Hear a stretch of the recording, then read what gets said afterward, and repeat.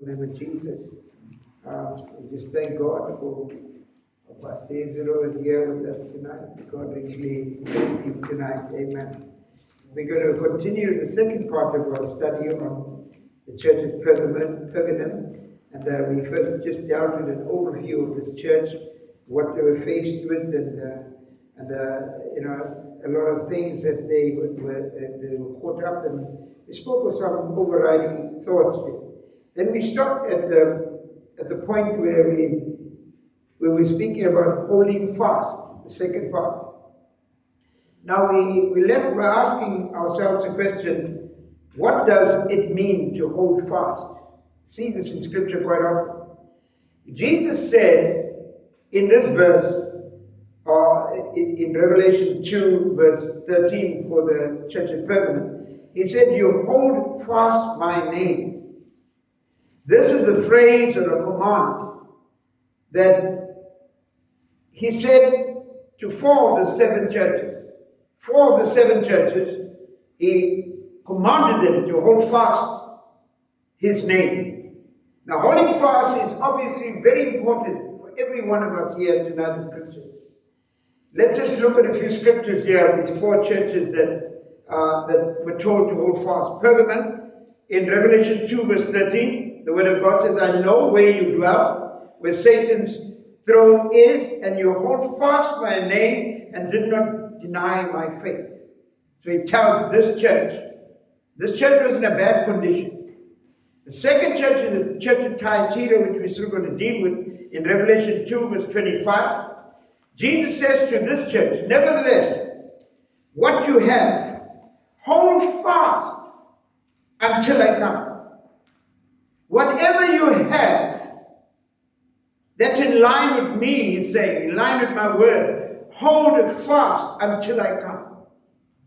The church of Sardis, Revelation 3, verse 3, he says to this church, "Remember therefore how you have received and heard, hold fast and repent." Let me quote the scripture again. He says, "Remember therefore how you've received and heard." You received it and you heard it. Then he says, hold fast that which you received. Hold fast from the error of your ways which you've repented of. Hold fast and repent. Continue repenting. Then lastly, he speaks to the church at Philadelphia. This is the church that had the best report of all. In Revelation 3, verse 11. He says, "Behold, I'm coming quickly. Hold fast what you have, that no one may take your crown." Now, here's a message for the time in which we live, that we should hold fast. Hold fast for the things we are like. Hold fast for the things of God, because the time has come now where things are likely to get very bumpy in our Christian experience. Looking at the New Testament church, this is a common phrase where we are told to hold fast. The whole New Testament tells us to hold fast. Let's look at a few scriptures. 1 Corinthians 15, verse 2, the Bible says, "Hold fast to the word preached to us." Don't just take it any along. In 1 Thessalonians chapter 5, verse 21, the Bible says, "Hold fast what is good." In 2 Timothy chapter 1, verse 13, the Bible says, "Hold fast the sound words that you are taught." Hebrews 3, verse 6, the Bible says, "Hold fast our hope to the end." Don't lose it. And the last scripture I have to read with you here is Hebrews 4, verse 14, where the Bible says, "Hold fast our confession of Jesus." Continue to testify. Continue to tell people about Jesus. Confess his name. Now, as a reminder, church, for some of those in Pergamum, the church that we're talking about now, holding fast Jesus' name cost them their lives, if you're aware of that. Yet they did. Under the circumstances, they held fast the name of the Lord. And this is a testimony to us that no matter what we're going through, let's hold fast the name of Jesus. We want to end this race that we are in well. So we're going to stay close to the Lord and stay in his word. Close to God and in his word. We must always remember, church, that you are not not in this alone. None of us are in this race alone. Here is one last hold fast to the end on because it is good. It's a good reminder on our part tonight. And that is in Hebrews 10 verse 23. Now let me read it to you. Hebrews 10 verse 23. The Bible says, let us hold fast the confession of our hope without wavering. Don't let people cause you to waver. Without wavering. For he who has promised is faithful. That's what we must know. God is always faithful. No matter what we are facing, no matter what we are going through, let's hold on, let's hold fast to the confession of our faith without wavering. Because he who has promised, hath he not said, and shall he not do it? So, church, if you are dwelling in loneliness, maybe a difficult relationship, maybe you're trying hard conditions, or you're getting persecution from unbelievers. Even from believers you're getting persecuted. The Bible wants us to hold fast. Hold on to the Lord and your faith, knowing that he is holding on to you. You hold on to him. You must have that in your mind that God is holding on to you. He will not let you go. There is a temptation in the midst of uncertainty to doubt his goodness. Am I right? Sometimes you're going through problems and you just don't know which way to turn. And there's uncertainty in your life. There is a temptation to doubt the goodness of God. The enemy loves to whisper in your ear in times like this. But we must hold fast. This church held fast. This even happened to that amazing man, John the Baptist, you remember? It happened to this amazing man who was filled with the Holy Spirit while in the womb of his mother. John the Baptist, while he was languishing in jail, in uncertainty of the dark, cold prison, he was in that cold, dark prison, and there was a lot of uncertainty going on. John began to send word by his disciples to Jesus, asking, are you the one who was to come, or should we expect someone else? Isn't that what happens to us sometimes when we're caught in uncertainty? Are you real, God? Is there another God? You know what Jesus said to him? Jesus replied, go and report to John. Told his disciples to John, go and report to John what you hear and what you see. The blind receive sight, the lame walk, the lepers are cleansed, and the deaf hear, and the dead are raised up, and the poor have the gospel preached unto them. Then he adds this telling final word, and blessed is he who does not take offense of me. In other words, blessed is he who does not let go of me. Blessed is he who does not turn away from me. Blessed is he who does not look for another way. So John the Baptist was given the assurance. Church, in Matthew 11 verse 2 to verse 6, I will not read all the verses, but it can happen to all of us. Don't get offended if the Lord is not acting as you think he should act. Amen. Sometimes we've got a kind of a mandate out for God.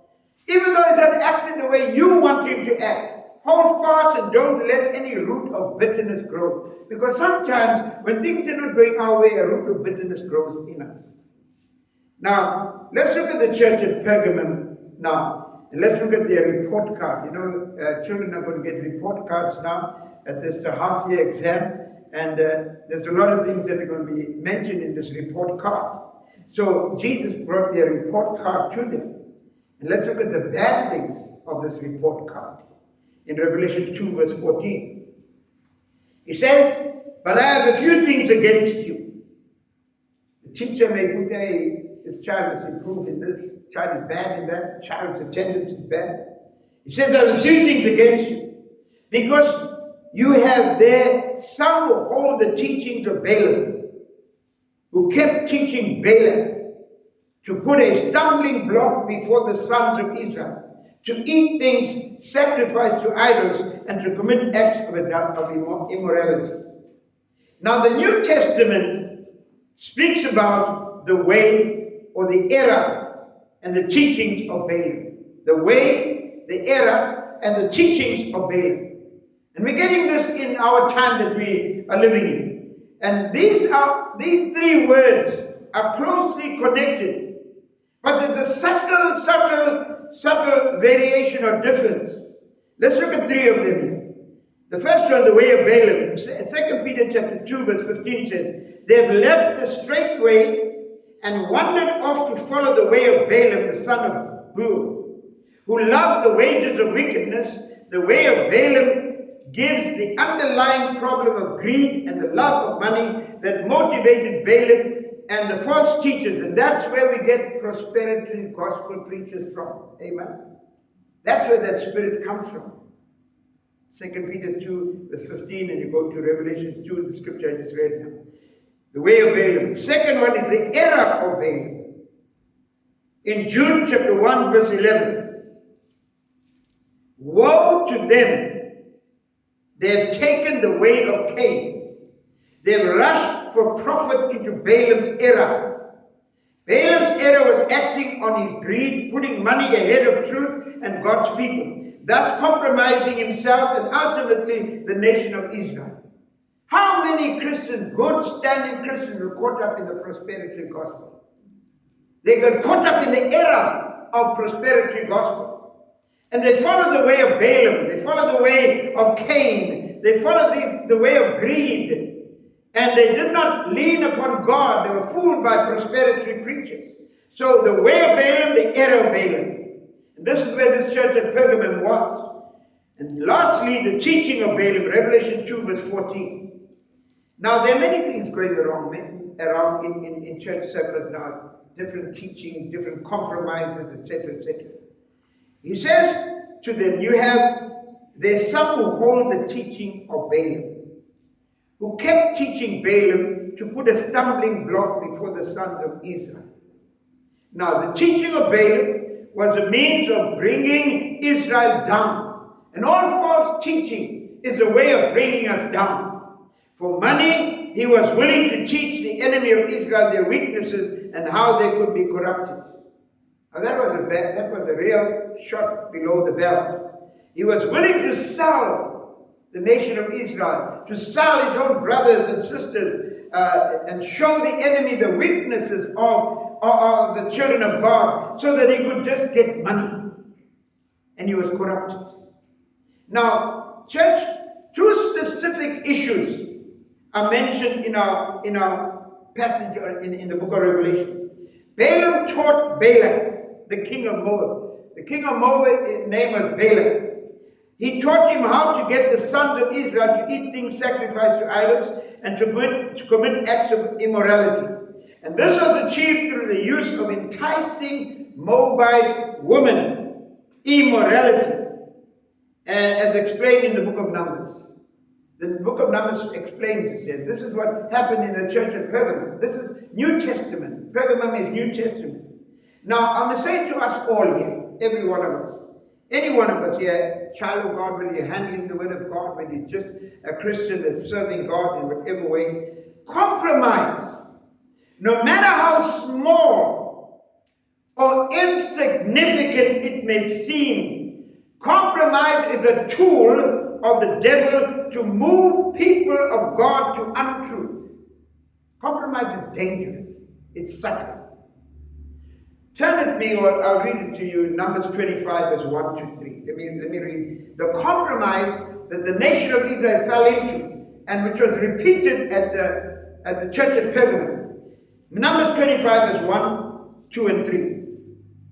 The Bible says, while Israel remained at Shittim, the people began to play the harlot with the daughters of Moab. Verse number 2 says, for they invited the people to the sacrifices of their gods. They invited the nation of Israel to the sacrifice of their gods. And the people ate and bowed down to their gods. Then the Bible goes on in verse 3 to say, so Israel joined themselves to Baal, and the Lord was angry against Israel. So the moment you join yourself to heathen worship and heathen sacrifices, or whatever the heathen things may be, you're against God. As the Bible says, God is angry with you because you're defiling yourself. Numbers 31, verse number 16. I'll read it for you. The Bible says, behold, these called the sons of Israel through the counsel of Balaam to trespass against the Lord in the matter of birth. So the plague was among the congregation of the Lord. Now, this is happening in the church now. We ask ourselves, why is the church like this and why is the church like that? Now, if you look at the nation of Israel, they brought this sin into the camp. Sometimes we bring sin into the camp, and it's through this sin that we bring, and the counsel of what this sin tells us we should do and should not do, that we trespass against the Lord in our relationship with Him. So the plague is among the congregation of the Lord. Now, let's look at the enemy's change of tactics and the church. How the enemy twists things in the modern day church. So, let's look at these tactics. Initially, Balak, king of Moab, tried to get Balaam to curse Israel. He tried to get him to curse Israel, that prophet. But God prevented the curse from occurring. You see, God loves the church. You've got to remember that. No matter what is going on in the church, God loves the church. Jesus loves the church. Jesus will not allow the church to dwindle to a point where it's annihilated. No, He won't. The price that God paid through His Son is too great a price to allow the enemy to annihilate the church. So this king he told Balak to prophesy a curse against Israel. Balak then followed Balaam's advice and used Moabite women and immorality to lure Israel away from their God. And so this is what the devil is doing now in the church. He's using tactics, different tactics. It doesn't have to be Moabite women. At that time they couldn't mix with a different nation. But he can use immorality, he can use all sorts of things to lure us away from our God and the things of God. And that worked. It worked. It's working now in the church right now. When you look at church history, you see something very, very similar against the previous churches like Smyrna and Thyatira. The enemy used persecution to try to stop the church. But when you study these churches, you find that the persecution that the enemy brought upon these churches failed. It failed. In their trials and tribulations, the believers grew closer to God. And this is what we should do now. No matter what the enemy brings upon our homes, upon our church, upon our leaders, upon our communities, it should cause us to draw close to God, because God is the only one who has the answer for these problems that we are facing. If we pull away from God, then we have a problem. He says, draw nigh unto me, and I will draw nigh unto you, in the book of James, if I'm not mistaken. Now, so there was a change of tactics. Now, when the enemy sees that you're fighting him, he changes his tactics. He changes his tactics in our homes. He changes his tactics in our personal lives. He changes his tactics in the church. He changes his tactics in the community. If persecution doesn't work with us, maybe compromise through immorality will. So he brings compromise into the church.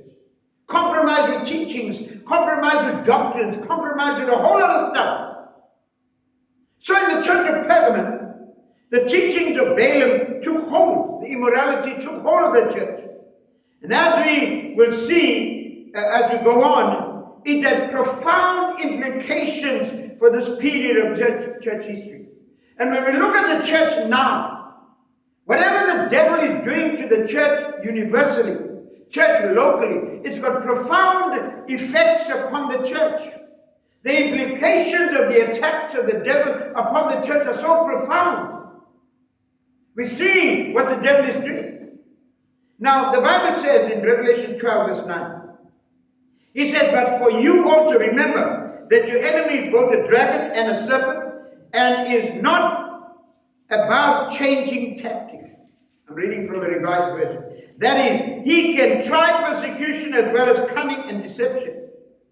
The devil will try anything. These are the last days. He can promise you the world through a whole lot of stuff, or try to take the world away from you. He can always change tactics or be on guard all the time. Guard your testimony. Guard your way of life. Guard your salvation. Let's look at Revelation 2 verse 15. The Bible says, so you also have some who in the same way hold the teachings of the Nicolaitans. Now you see, there were so many people in this church at Pergamum who were teaching different doctrines and different teachings and prophesying different things to the people. And here was the Nicolaitans as well. Now the teaching of Baal was not the only issue. Now there are many things in the Church of Jesus Christ, in our church, in churches in the area of Newlands, in Durban, and the Church University, that one thing is not the only issue. There's also teachings of many different things. And in this church, there was the teachings of the Nicolaitans. Now, you know who the Nicolaitans are. It's called Nicolaitans because it's teaching of Nicholas. Nicholas was one of the deacons that were called in Acts chapter 6. And he backslid. And he formed his own thing. And the Bible teaches us that we see these teachings mentioned earlier in the letter to the Ephesians. They were commended for not allowing the teaching to take hold. The church at Ephesus was commended for not allowing this doctrine of the Nicolaitans to take hold of it. And as a reminder, some teach these were followers of Nicholas. And that's what the scripture teaches us. They're followers of Nicholas, one of the deacons, as I said, mentioned in Acts chapter 6. The backslid, as I said. Other point out that the meaning of Nicolaitans is the one who conquers the people and believes that there's a priestly class that has sprung up in the church. And so this is what we're seeing here now. There's so many diverse things that are happening where he conquers the people. The devil conquers the people in the house of God. And he makes them believe a whole lot of stuff which is not godly. Now, let's look at Pergamum, the prophetic period time which they lived in. Now, prophetically, this church points to the age beginning with the Roman Emperor Constantine, who came to power in 306 AD. I spoke about it in the first part.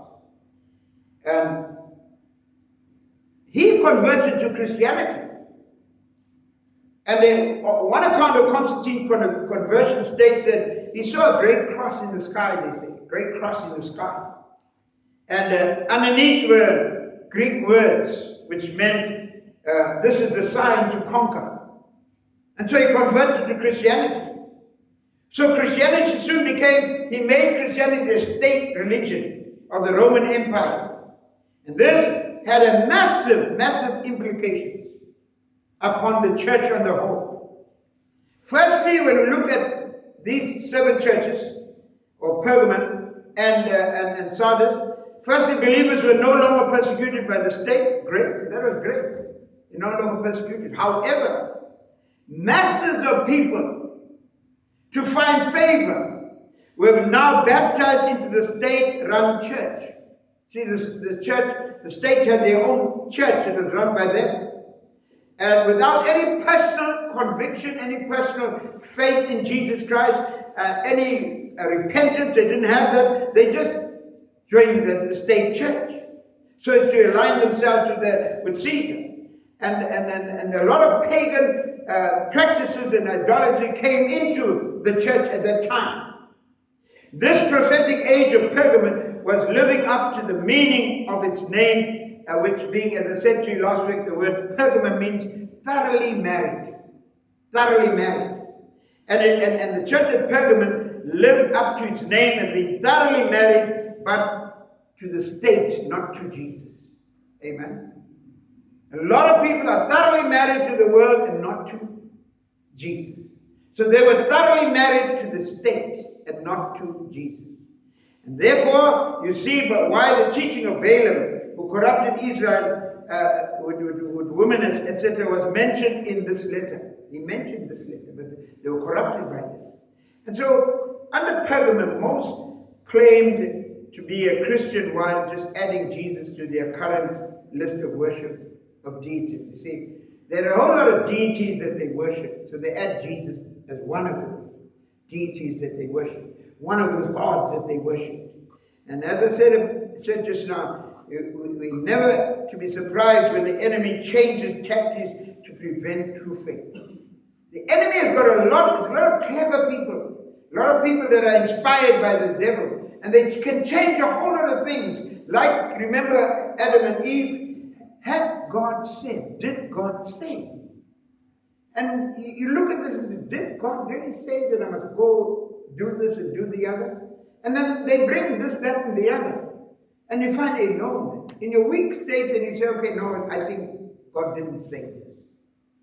Now, there's a man that I've been reading his books, one of his things that he wrote. And he gives an account of how the Catholic Church was formed. The Roman Catholic Church. That's called the Roman Catholic Church. And the first thing he says, in 300 AD, prayers were made for the dead. Now we know the Catholics pray for the dead, don't they? In 300 AD, making of the sign of the cross. Because now Constantine saw that sign, as it says in the air. So in 375 AD, worship of saints and angels.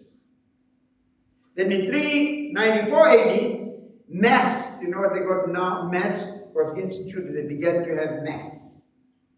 Then in 431 AD, the worship of Mary began, where they began to worship Mary, the mother of Jesus. And in 500 AD, priests began to dress differently from laymen.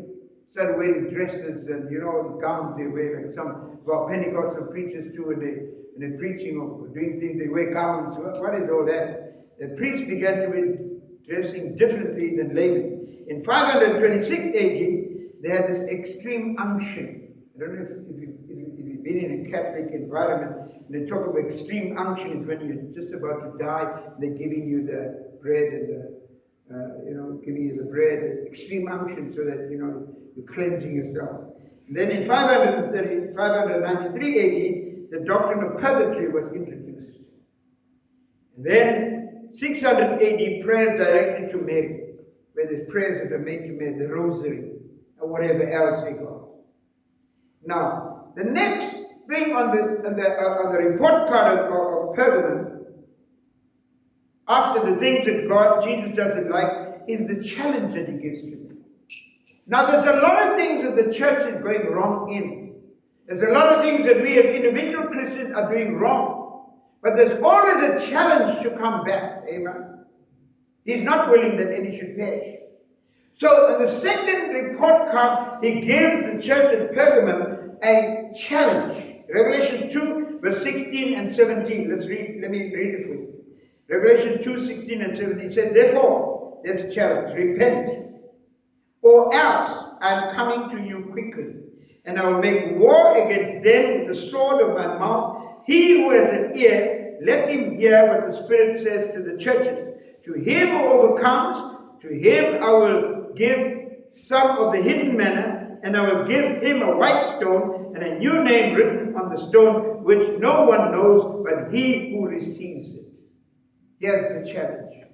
And the challenge comes, if you take the challenge, here's the blessing. Now the message to this church was for them to repent. And I think the Church of Jesus Christ now, the message to the church is that we must repent. And we must remove people that are teaching evil things in the house of God, in the churches.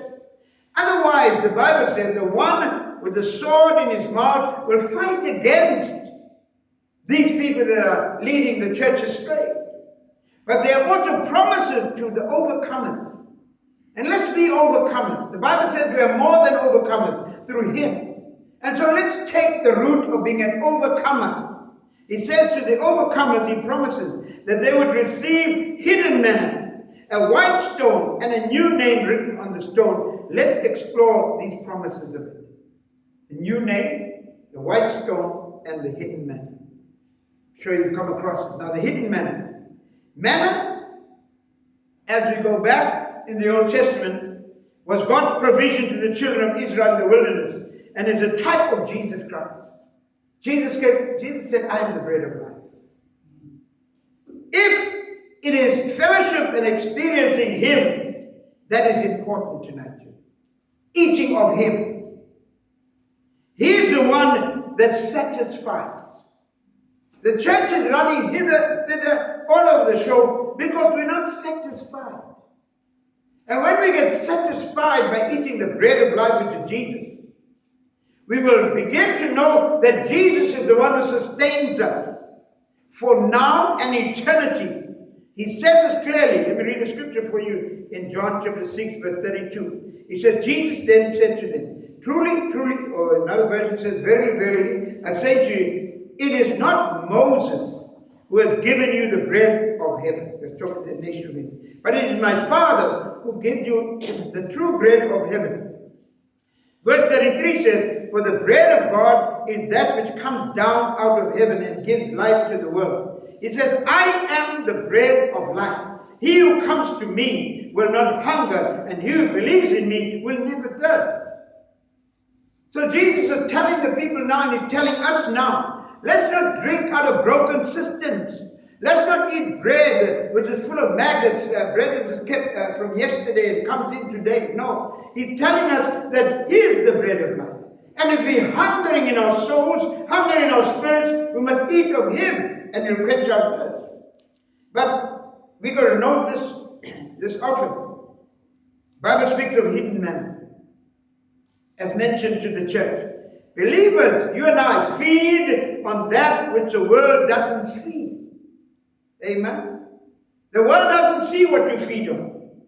As we hold fast his name, keep his name close to us, we are sustained through whatever difficult times that we're going through. Whatever the world brings upon us, the world cannot see our experience and our strength and our sustaining power. It cannot see. Coming with the life that is within us, the life of Jesus Christ from the bread of life, who is our bread. So that's the hidden manna. The second thing that Jesus offers his church is the white stone. Now, believers will be given a white stone. Now, I'm sure we've sung that song, there's a new name given in heaven, and it's mine, O Lord. Now, it comes from this section of the Word of God. And this has typically been seen as alluding to, speaking of acquittal and reward. When you discharge, let's say, let me use you're accused and you're standing before the judge, and he discharges you, and he gives you a reward.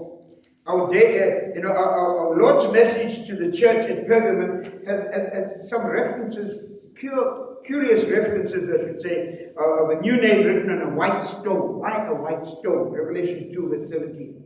What could this mean? There are two explanations which come from this. In an ancient court of law, when defendants were condemned, they received a black stone with their name on it. If they were discharged or acquitted, they received a white stone. Similarly, those who have trusted in Jesus Christ for salvation will receive on their discharge or acquittal from their sins and from judgment of God a white stone.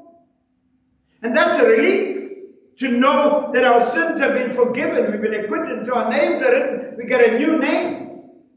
Another explanation comes from the ancient Olympic Games, when the athletes won, they were awarded a white stone, which was a token of honor.